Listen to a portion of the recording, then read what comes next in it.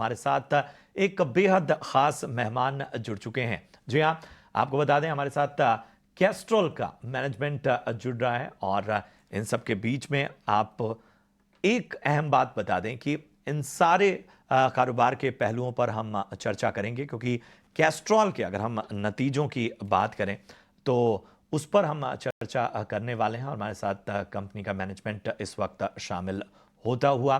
Castrol के अगर हम नतीजों पर गौर करें तो आप देख सकते हैं ये नतीजे काफ़ी कमज़ोर रहे और इसका असर जो है वो थोड़ा बहुत स्टॉक पर नज़र आया। लेकिन इन सब के बीच में हम इस वक्त चर्चा इन नतीजों और बाकी कारोबार के पहलुओं पर भी करेंगे।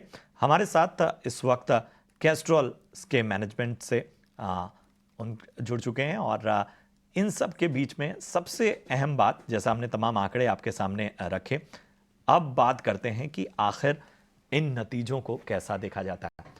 हमारे साथ बख्शी साहब इस वक्त बने हुए हैं। कैस्ट्रॉल के Q1 नतीजे बख्शी साहब कमजोर रहे हैं, जैसा मैंने आपको बताया। आय में करीब 2.5% की बढ़त रही है, मुनाफे में सिर्फ 7% की बढ़ोतरी रही है, मार्जिन पर भी हम थोड़ा प्रेशर देख रहे हैं। इस बार के नतीजों और ग्रोथ आउटलुक पर किस तरह का नजरिया आपका बन रहा है? दीपेश जी, जरा इस पर रोशनी डालिए। धन्यवाद सबसे पहले और मुझे इस आपके चैनल पर आमंत्रित करने के लिए। देखिए, फर्स्ट क्वार्टर हमारा जैन टू दिसंबर है और ये फर्स्ट क्वार्टर रहा है। और जनवरी और फरवरी में थोड़ी सी स्लोनेस रही है डिमांड को लेकर, तो उसका इम्पैक्ट जरूर आया है। बट उसके बाद मोमेंटम बनती नजर आ रही है।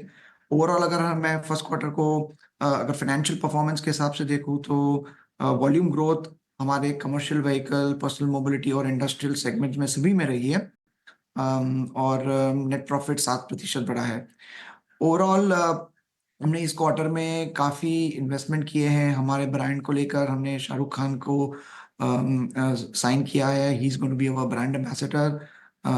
मुंबई इंडियन और केटीएम कप को भी हमने साइन अप किया है in terms of it being performance partner. और हमारा जो प्रोग्राम है बढ़ते रहो आगे सीआरबी, ये ट्रक ड्राइवर्स के साथ इंटरेक्ट होके ये प्रोग्राम्स के भी काफ़ी अच्छी इसका रिस्पॉन्स मिला है।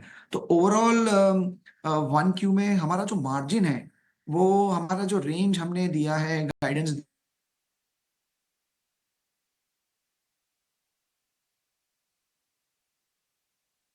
बख्शी साहब, आपकी आवाज चली गई है। एक बार अपने आप को अनम्यूट कर लीजिए। आप अनम्यूट का एक ऑप्शन होगा, आप अपने आप को अनम्यूट कर लें वहां से।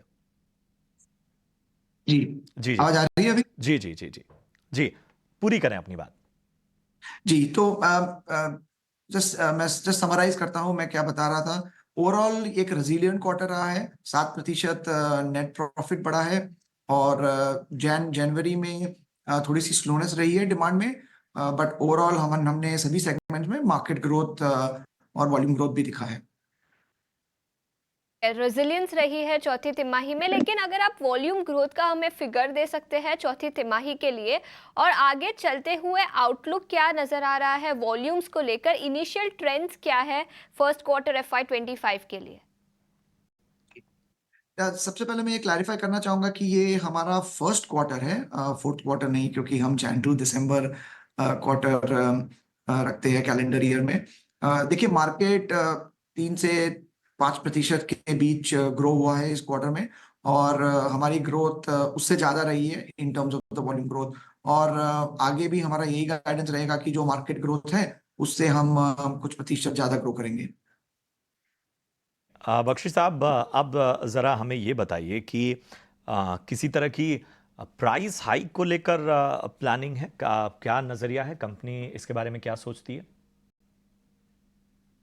जी, देखिए, इनपुट कॉस्ट में वोलेटाइल जरूर है। और जो फॉरेन एक्सचेंज है वो भी वोलेटाइल है। हम बेसिकली एक प्राइसिंग मॉडल को लेके चलते हैं और स्ट्रेटेजिक प्राइसिंग रहती है।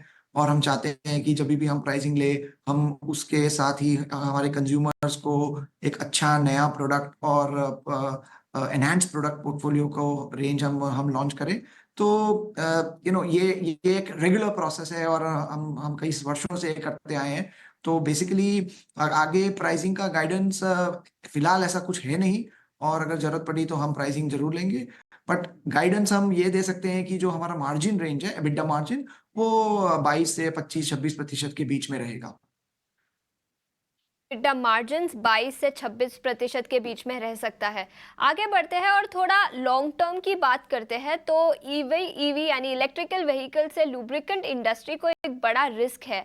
बख्शी जी, हमें बताएं आप ये रिस्क को कैसे देखते हैं, इसका इम्पैक्ट लुब्रिकेंट इंडस्ट्री पर कैसा हो सकता है, और इन पर्टिकुलर कैस्ट्रॉल कैसा परफॉर्म करेगा लॉन्ग टर्म में, 5 से 7 साल की बात करें तो।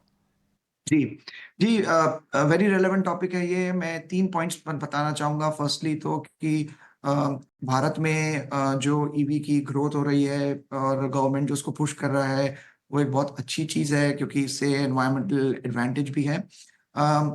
As far as Castrol is concerned, हमारा एक रिस्पॉन्स प्लान रेडी है और वो ऑलरेडी एग्जीक्यूट हो चुका है। हम कैस्ट्रॉल ऑन एक प्रोडक्ट है जो हमने लास्ट ईयर फोर्थ क्वार्टर में लॉन्च किया था, और ये प्रोडक्ट्स ईवी व्हीकल्स में जाते हैं। करंटली भारत में जो 4 व्हीलर्स हैं, उसमें सिग्निफिकेंट मार्केट शेयर कैस्ट्रॉल का है on the EV fluid product.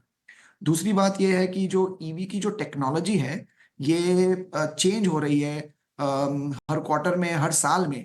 तो उस पे हम नजर बनाए रखे हैं, और हमने यूके में हमारी जो हेड ऑफिस है, वहां पे जो R&D सेंटर है, उसमें इन्वेस्टमेंट किया है 500 करोड़ का। ग्लोबल कंपनी ने किया है, और इससे जो रिसर्च हो रहा है, चाहे वो बैटरी मैनेजमेंट हो, थर्मल फ्लूइड हो, या डेटा सेंटर का जो नया अपॉर्चुनिटी है, उसी सभी पे रिसर्च हो रहा है। और जो उसके जो आउटपुट होगा, उस आउटपुट का भारत को भी एडवांटेज मिलेगा। और तीसरी बात मैं ये कहना चाहूंगा कि हालांकि ईवी की जो ग्रोथ हो रही है, एक बहुत अच्छी ग्रोथ है। आइस इंजन जो है, उसकी भी डिमांड भारत में एटलीस्ट नेक्स्ट 10 से 15 साल तक बहुत अच्छी रहेगी।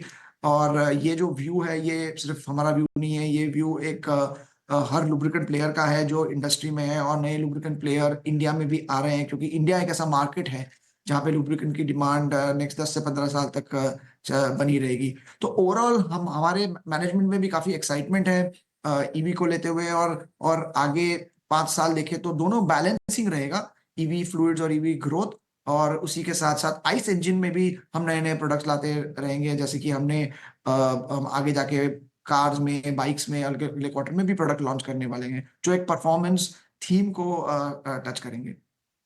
ठीक है, तो इलेक्ट्रिक व्हीकल का ज़्यादा रिस्क नहीं है और कंपनी ने ऑलरेडी रोड मैप बना दिया है। आईसीई की डिमांड भी अभी तक बढ़ती हुई नजर आ रही है। बख्शी जी, बहुत बहुत शुक्रिया हमारे साथ ईटी नाउ स्वदेश पर जुड़ने के लिए। आगे बढ़ते हैं, इसी स्टॉक पर चर्चा करते हैं। हमारे साथ 2 गेस्ट तो जुड़े हुए ही है। पिछले 6 महीने में देखें तो स्टॉक में 55% का उछाल दिखाई दिया है। आदित्य, मैं सबसे पहले आपके पास आना चाहूंगी, टेक्निकल्स पर क्या राय बनती है कैस्ट्रॉल पर? देखिए, मैं बिल्कुल व्यू से सहमत हूँ कि स्टॉक में आउटलुक काफ़ी अच्छा बन रहा है। टेक्निकल भी यही दर्शा रहे हैं। अभी कैस्ट्रॉल की अगर बात करें, 209.60 चल रहा है, और इस साल अगर देखें तो इस साल या लास्ट 1.5 ईयर देखें तो स्टॉक में बहुत अच्छा आउट परफॉर्मेंस देखने को मिला है, और मुझे लगता है कि टेक्निकली भी आउट परफॉर्मेंस में continue for a long time.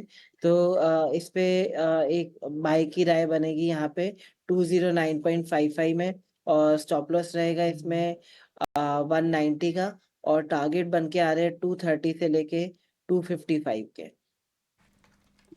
ठीक है, तो ये नजरिया कैस्ट्रॉल इंडिया पर इस वक्त आदित्य का आता हुआ। बढ़ते हैं आगे और चलिए